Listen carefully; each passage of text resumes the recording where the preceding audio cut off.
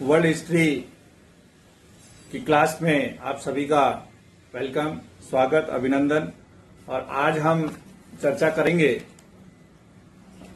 Italy के एकीकरण के संदर्भ में केबूर के समय पेरिस सम्मेलन का महत्व।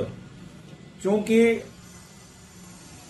पिएडमोंट, सार्डिनिया ये बहुत छोटे राज्य थे और यूरोप में इनको कोई ज्यादा तवज्जो नहीं देता था, इनको ज्यादा महत्व नहीं दिया जाता था और ये बहुत ज्यादा शक्तिशाली भी नहीं थे।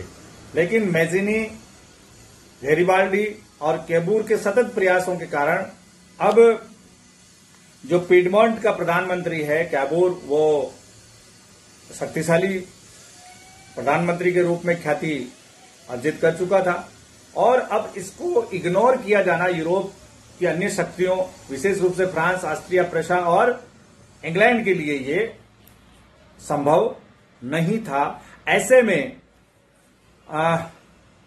ऑस्ट्रिया और पिएडमोंट के बीच में जो झगड़ा हुआ, या ऑस्ट्रिया और फ्रांस, प्रशा और फ्रांस, इनके बीच में जो समझौते हो रहे थे, इन समझौतों के बीच ही जो पेरिस का सम्मेलन होता है उसमें केबूर को बुलाया जाता है और उनको बराबर का महत्व दिया जाता है। और इस महत्व देने के कारण ही आगे जाकर के इटली का एकीकरण संभव हो पाया, क्योंकि जो इटली के एकीकरण की समस्या थी, स्थानीय लोगों की, स्थानीय राज्यों की जो भिन्नताएं थी, जो मांगे थी, वो पेरिस सम्मेलन के माध्यम से दुनिया के सामने या यूरोप के सामने आ पाई।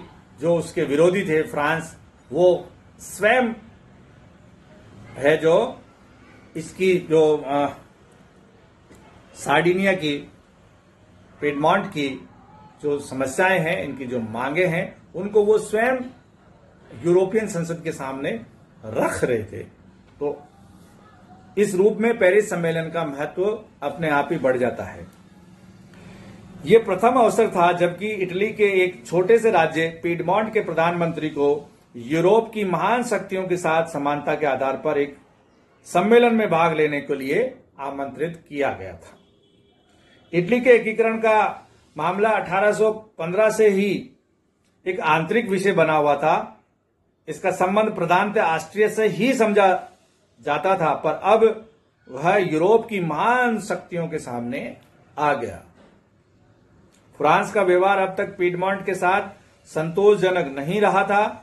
नेपोलियन यही चाहता था कि सार्डिनिया ऑस्ट्रिया के लिए समस्या न बन पावे, परंतु क्रीमिया युद्ध ने उन दोनों को समीप ला दिया। फ्रांस सार्डिनिया, पिएडमोंट के प्रति सहानुभूति रखने लगा। यही कारण था कि फ्रांस के विदेश मंत्री काउंट विल्फ्रेड ने ही सम्मेलन के अध्यक्ष पद से सार्डिनिया के मामले को पेरिस सम्मेलन में प्रस्तुत किया। क्योंकि क्रीमिया युद्ध में रूस के विरुद्ध इंग्लैंड, फ्रांस आदि लड़ रहे थे और केबूर ने परिस्थिति जन्य जो चीजें थी उसको समझा और फ्रांस का समर्थन कर दिया। तो क्रीमिया युद्ध जीतने के बाद में फ्रांस के जो शासक है, उनके दिलों में केबूर के प्रति, पिएडमोंट के प्रति गहरी सहानुभूति रही और इसके कारण ही पेरिस जो सम्मेलन है उसमें उसके साथ में सम्मानजनक समझौता या सम्मानजनक व्यवहार किया गया। 1858 में नेपोलियन तृतीय व केबूर के बीच प्लॉम्बियस का समझौता भी इस पेरिस सम्मेलन के कारण ही संभव हो सका था। केबूर व नेपोलियन की 20 जुलाई 1858 को प्लॉम्बियस स्थान पर मुलाकात हुई। इस मुलाकात में नेपोलियन तृतीय ने केबूर को ऑस्ट्रिया के विरुद्ध सहायता देने का वचन दिया था। इस पेरिस सम्मेलन ने ही यूरोपीय देशों में ऑस्ट्रिया को एकाकी बना दिया। इससे केबूर को ऑस्ट्रिया की सेना को परास्त करना आसान हो गया। इस सम्मेलन के परिणाम स्वरूप ही ऑस्ट्रिया के राजा फ्रांसिस जोसेफ ने भी इटली के प्रति उदार नीति अपनाई। अतः यह स्पष्ट है कि पेरिस सम्मेलन में केबूर को नैतिक विजय मिली और जिसके कारण पिएडमोंट में ही नहीं वरन समस्त इटली में उसकी प्रतिष्ठा स्थापित हो गई पिडमॉन्ट और सार्डिनिया दोनों ही विक्टर एमेनुअल के राज्य थे। 1858 में कैबूर ने प्लोम्बियस के स्थान पर नेपोलियन तृतीय से एक समझौता किया और उसमें निम्नलिखित शर्तें स्वीकार की गई।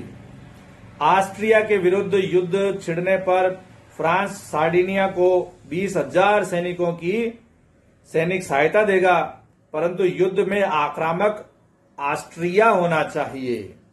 इस सैनिक सहायता के बदले सार्डिनिया फ्रांस को सेवाय व नीस के प्रदेश देगा। सार्डिनिया विजयी होने पर ऑस्ट्रिया अधिकृत लोम्बार्डी तथा वेनेशिया के प्रदेश लेने का अधिकारी होगा। ऑस्ट्रिया और टस्कनी को मिलाकर एक अलग राज्य बनाया जाएगा और उसका शासक जेराम बोनापार्ट को बनाया जाएगा। नेपल्स का राज्य अलग होगा। इन सब शर्तों के तय होने के उपरांत नेपोलियन तृतीय ने विक्टर एमेनुअल की राजकुमारी क्लोथेल्ड के साथ अपने पुत्र के विवाह का प्रस्ताव रखा। केबूर ने इस प्रस्ताव को यह कहकर टाल दिया कि राजकुमारी अभी केवल 15 वर्ष की है, अतः ये विवाह उस पर थोपा नहीं जा सकता। उपर्युक्त शर्तों को से स्पष्ट होता है कि इटली को 4 राज्यों में विभक्त कर एक संघ बनाने की योजना तैयार की गई थी। केबूर इस प्रकार के बंटवारे के लिए तैयार नहीं था, परंतु सिर्फ ऑस्ट्रिया को इटली से बाहर निकालने के लिए ही उसने नेपोलियन की ये शर्तें स्वीकार की।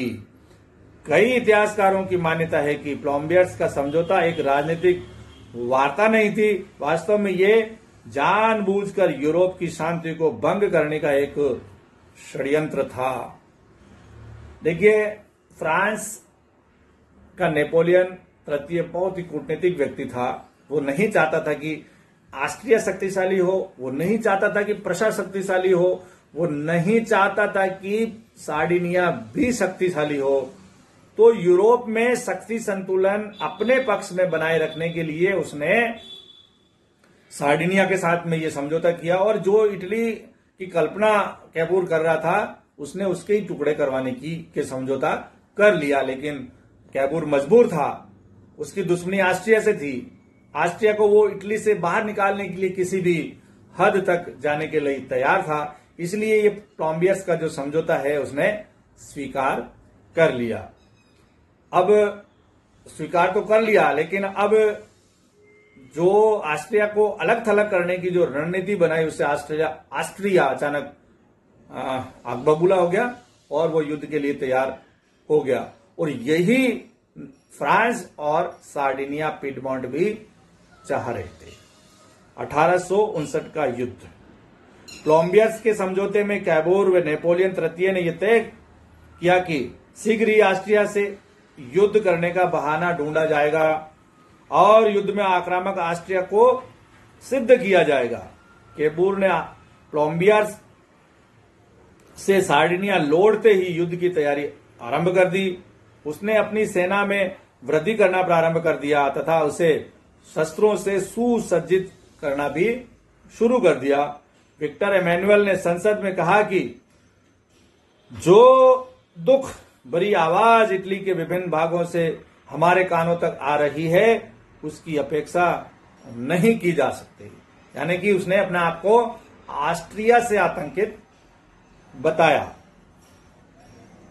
23 अप्रैल 1859 को ऑस्ट्रिया ने विक्टर एमेनुअल को अल्टीमेटम भेजा कि वे 3 दिन में अपनी सेना में कटौती कर दे। 29 अप्रैल को ऑस्ट्रिया ने सार्डिनिया के विरुद्ध युद्ध की घोषणा कर दी। 3 मई को फ्रांस के 2 लाख सैनिक सार्डिनिया की सहायता हेतु आ गए। ऑस्ट्रिया की सेना गिले के अधीन आगे बढ़ी। मार्ग में टिकिनो नदी पार करते काफी समय लगा। मोंटेबेलो में वो पराजित हुए और 4 जून को उसे मैगेंटा के युद्ध में हार झेलनी पड़ी। लोम्बार्डी पर सार्डिनिया का कब्जा हो गया। सैन फेरिनो का निर्णायक युद्ध हुआ। नेपोलियन बोलिगियो में डेरे डाले था। अचानक ऑस्ट्रिया के सम्राट फ्रांसिस जोसेफ से मिलने पहुंच गया और 11 जून को विला फ्रैंको की संधि फ्रांस और ऑस्ट्रिया के बीच में हुई। तो ये एक अलग से ही अलग प्रकार का व्यवहार यहां पर नेपोलियन ने किया कि जिस ऑस्ट्रिया के विरुद्ध वो युद्ध लड़ रहा था, अचानक ही उसने उससे मित्रता का हाथ बढ़ाया और वहां के शासक जोसेफ से जाकर के उसने विला फ्रैंको की संधि कर ली और युद्ध बंदी की, युद्ध को समाप्त करने की घोषणा कर दी।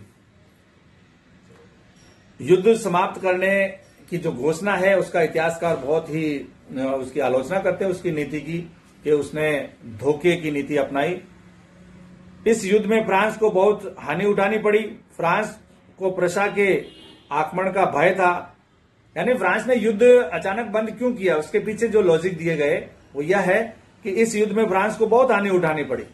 वो अपने मित्र राष्ट्र के लिए लड़ रहा था, लेकिन सैनिक दृष्टि से उसको बहुत ज्यादा नुकसान हुआ। फ्रांस को प्रशा के आक्रमण का भय था।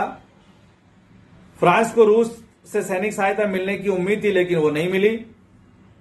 नेपोलियन को यह भी आशंका थी कि सार्डिनिया यदि इसी प्रकार विजय प्राप्त करता रहा तो वेनेसिया भी वो ले लेगा और यूरोप में एक शक्तिशाली देश बन जाएगा और इससे फ्रांस को भी संकट उत्पन्न हो जाएगा। यानी कि सब एक दूसरे से डरे हुए थे, कोई किसी के ऊपर विश्वास नहीं कर रहा था। मित्रता दिखाते हुए भी अंदरूनी रूप से शत्रुता थी। तो यह एक ऐसा समय था जब यूरोप में कूटनीतिक जो लड़ाई है वो चरम सीमा पर थी और हर जो देश है, हर जो छोटा राज्य है, वो अपनी कूटनीतिक दांव पेच चल रहा था। कुछ भी हो, नेपोलियन इसके लिए दोषी था। 11 जुलाई 1859 की विला फ्रैंको की संधि इस प्रकार थी: लोम्बार्डी पीडमोंट के पास रहेगा, विनेसिया पर ऑस्ट्रिया का ही अधिकार रहेगा। नेपोलियन ने मध्य इटली के राजाओं को उनके राज्य वापस दिलवाने का वचन दिया और ये निश्चय किया कि समस्त इटली का एक संघ राज्य बने जिसका अध्यक्ष पोप हो, न कि सार्डिनिया पीडमोंट। ये संधि सार्डिनिया के लिए एक वज्रपात सिद्ध हुई। इस संधि से वह युद्ध में अकेला रह गया। नेपोलियन अपनी सेना सहित फ्रांस लौट गया। यह नेपोलियन का सरासर विश्वासघात था, इसलिए केबूल इस संधि को मान्यता देने को उद्यत नहीं था। उसने अपने शासक विक्टर एमेनुएल को अकेले ही युद्ध लड़ने का कहा, परंतु विक्टर एमेनुएल ने अपने प्रधानमंत्री की मंत्रणा को नहीं माना और नवंबर 1859 को ऑस्ट्रिया से ज्यूरिख की संधि कर ली। जब फ्रांस ऑस्ट्रिया से समझौता कर सकता है तो सार्डिनिया क्यों नहीं कर सकता। सार्डिनिया ने भी यहां पर पलटा खाया और ऑस्ट्रिया के साथ में ज्यूरिख की संधि संपन्न हुई। सार्डिनिया ने विला फ्रैंको की संधि को मान्यता दे दी। सेवाय व नीस के प्रदेश नेपोलियन को दे दिए। इस संधि के बाद सेवाय व नीस में जनमत संग्रह कराया गया। अधिकतर जनमत फ्रांस में मिलने का इच्छुक था।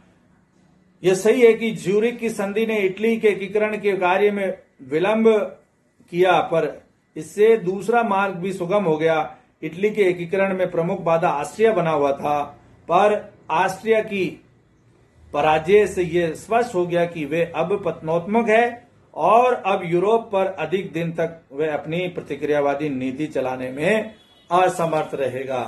तो इस प्रकार से इटली के एकीकरण की विभिन्न बाधाओं को पार करते करते मैजिनी, गैरिबाल्डी और कैबूर ने विभिन्न देशों से समझौते और कई युद्ध लड़े और आखिरी युद्ध ऑस्ट्रिया के साथ लड़ा जिसमें फ्रांस का सहयोग मिला, लेकिन फ्रांस की कूटनीति के कारण उससे वो सफलता नहीं मिली जो उससे मिलनी चाहिए, लेकिन ऑस्ट्रिया को बिल्कुल कमजोर कर दिया।